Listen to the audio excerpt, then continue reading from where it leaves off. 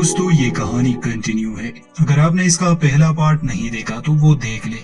तो जैसे कि अब हम जानते हैं कि एक अजीब सा टाउन है, एक ऐसा टाउन जहां अगर एक बार कोई इंसान दाखिल हो जाए तो वो वहीं पर कैद हो जाएगा।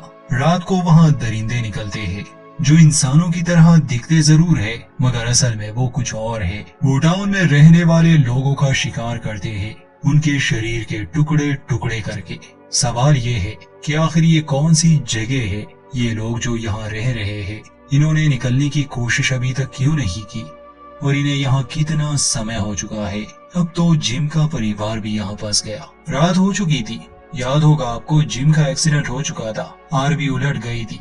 बॉयड और उसके लोग मदद के लिए आए थे मगर जिम का छोटा बेटा ईथन, उसके पैर में लोहे का एक रॉड जा चुका था जिस वजह से उन्हें आरवी में ही रुकना पड़ा। क्रिस्टी वो डॉक्टर भी आरवी में थी और उसे ईथन का इलाज करना था। मुसीबत ये थी कि रात को वो चीजें बाहर निकलती है, इस बात का अंदाजा जिम को नहीं था। खैर बॉयड ने आरवी को अच्छी तरह से बंद कर दिया था और उसके पास जो पत्थर का ताबीज था उसे वो दरवाजे पर लगा देता है ताकि वो दरिंदे अंदर ना आ सके।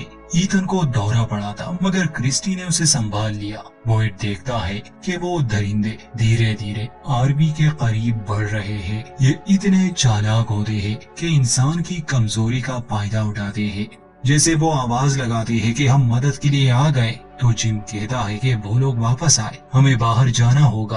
अब बॉयड और क्रिस्टी उसे ये समझाना तो चाहते थे कि देखो ये कोई इंसान नहीं है, अगर हमने दरवाजा खोला तो ये हमें मार देंगे, ये राक्षस है। मगर जिम इन्हें ही पागल समझता, इसलिए बॉयड उसे कहता है ये मेरी बात मानो, बस जहाँ हो वहीं रहो और अपने बेटे का ख्याल रखो, उनकी बातों पर ध्यान मत दो। जिम को अजीब तो लगता है कि क्या तुम पागल हो, वो लोग हमारी मदद करना चाहते हैं, मेरा बेटा जख्मी है। वो दरवाजा खोलने की भी कोशिश करता है मगर बॉयड उसे पकड़ लेता है और कहता है कि बस विश्वास करो और अंदर ही रहो। जिम को गुस्सा तो बहुत आया था मगर वो रुक जाता है। अब सीन शिफ्ट होता है बाकी लोगों पर जो यहाँ से जा चुके थे मगर बदकिस्मती से उनकी गाड़ी का टायर पंक्चर हो चुका था, इसलिए वो समय पर नहीं पहुँच पाए। अंधेरा हो चुका था, दरिंदे बाहर निकल आए थे। टाउन के लोगों ने अपने दरवाजे बंद कर दिए थे और अगर रात को उनका कोई अपना भी अंदर आने की कोशिश करता है तो वो उस पर भी भरोसा नहीं कर सकते क्योंकि ये दरिंदे किसी भी इंसान का रूप ले सकते हैं। खैर तेज बारिश हो रही थी, ये लोग कॉलोनी हाउस की तरफ भागते हैं। एलिस, रिकी और फादरी जोर जोर से दरवाजे पर नॉक कर रहे थे और आवाजें लगा रहे थे कि हमें अंदर आने दो, दरवाजा खोल दो। मगर अंदर जो लोग थे वो सभी घबराए हुए थे। विश्वास करना मुश्किल था, वो दरवाजा नहीं खोल रहे थे। हालांकि एलिस की गर्लफ्रेंड फातिमा सभी को कहती है कि दरवाजा खोलो, ये वही लोग हैं। इतने में डोना आती है हाथ में गन लिए। अब उसे ही फैसला करना था वो दरवाजा खोले या नहीं, क्योंकि अगर ये वो राक्षस हुए तो सबको मार देंगे। एलिस, फादरी और केनी बहुत घबराए हुए थे। तभी वो दरिंदे उनके करीब आने लगे। केनी गोली भी चलाता है। उनमें से एक लड़का जूलिया का नाम लेता है। शायद जूलिया इस लड़के को जानती थी मगर ये असली नहीं था, बस इस चीज ने जानबूझकर वो रूप लिया था। गोलियों का इन दरिंदों पर कोई असर नहीं होता और इससे पहले कि वो इन सब के टुकड़े टुकड़े कर देते, डोना जल्दी से दरवाजा खोलती है और उन्हें अंदर लेती है। ये लोग बाल बाल बचे।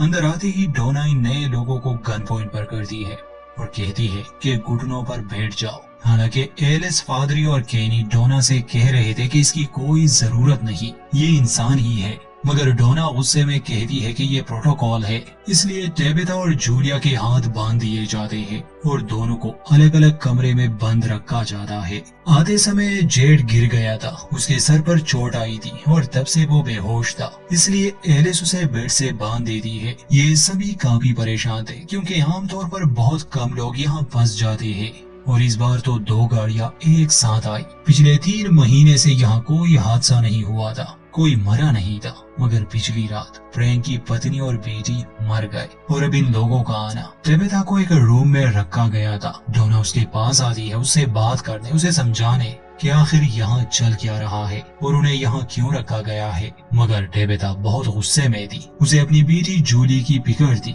वो बार बार उसी के बारे में पूछ रही थी कि मुझे उसे देखना है, उससे बात करनी है। डोना उसे शांत करती है, कहती है कि पहले हमें बात करनी होगी। डोना उसे कहती है कि देखो, चाहे तुम लोग कितने ही घंटे उस सड़क पर सफर करते रहो, तुम वापस इसी जगह पर पहुंच जाओगे। ये सब शुरू होता है सड़क पर गिरे पेड़ से और उन मनहूस कौवों से।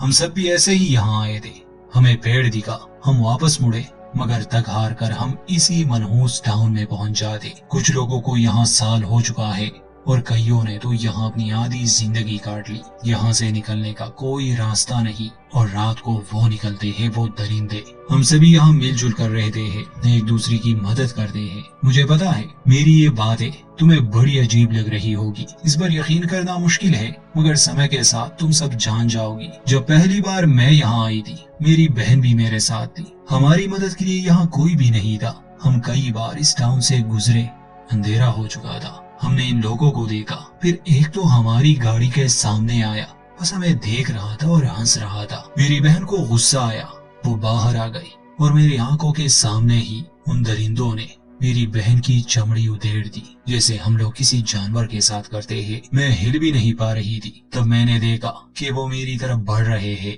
इसलिए मैं जंगल की तरफ भाग गई और झाड़ियों में छुप गई। मैं दुआ करती रही कि ये रात गुजर जाए। हम यही करते हैं, जिंदा रहने की कोशिश। खैर, ये सारी कहानी सुनने के बाद टेबेता को कुछ समझ आने लगा, मगर वो राक्षसों वाली कहानी पर विश्वास नहीं कर रही थी। नीचे ही जूलिया को रखा गया था। तब विक्टर नामी एक बंदा उसके पास आता है और उससे बात करने की कोशिश करता है। विक्टर भी कहानी का अहम हिस्सा है, दिखने में काफी क्रीपी लगता है, मगर है नहीं।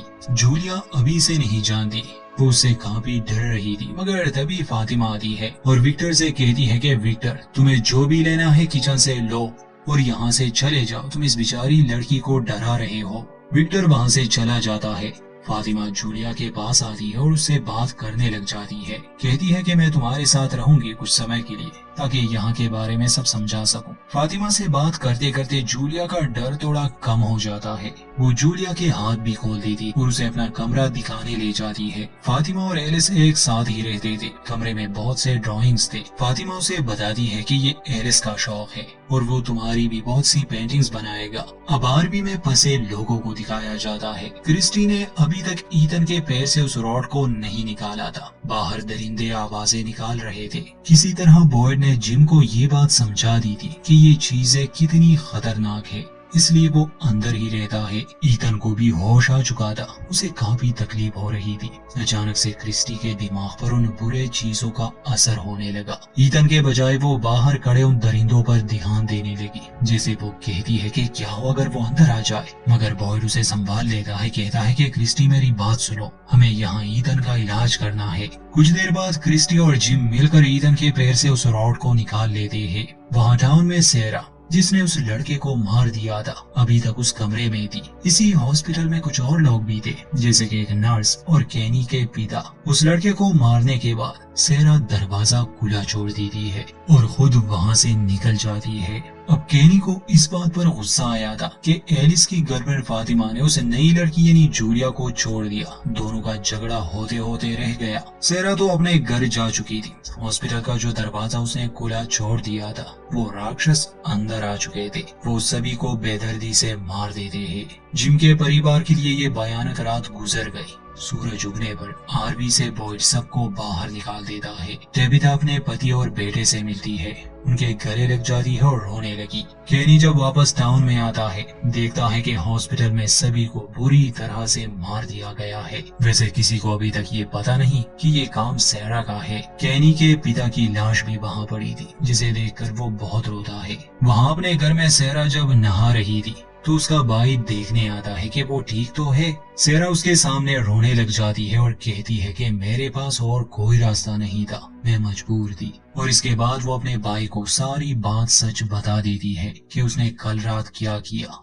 अंत में दिखाया जाता है कि दुखी केनी जंगल में एक पेड़ को काट रहा है। बॉयड उसके पास आता है। केनी कहता है कि मेरे पिता हमेशा शतरंज खेलते थे, वो इसमें बहुत अच्छे थे और मैं कभी उनसे नहीं जीत पाया। साथ ही केनी कहता है कि ये चीजें, ये दरिंदे, ये भाग नहीं सकते, ये बस आहिस्ता आहिस्ता से बढ़ते हैं, जैसे इन्हें इस सब में मजा आ रहा हो और ये चाहते हैं कि हम इनसे भागे, छुपे خیر بوائڈ اسے اور دکھی نہیں کرنا چاہتا تھا، وہ اسے واپس ٹاؤن آنے کے لیے کہتا ہے۔ جم کے پریوار کو اب ٹاؤن میں لایا گیا تھا۔ ایتھن بیڈ پر تھا، جولیا اس کے ساتھ تھی، مگر ایتھن کو باہر سفید کپڑوں میں ایک چھوٹا لڑکا نظر آ رہا تھا جو اسے دیکھ کر مسکرا رہا تھا۔ اور یہیں پر اس دوسرے ایپیسوڈ کا دی اینڈ۔ یہ کہانی کنٹینیو ہے، جڑے رہیے۔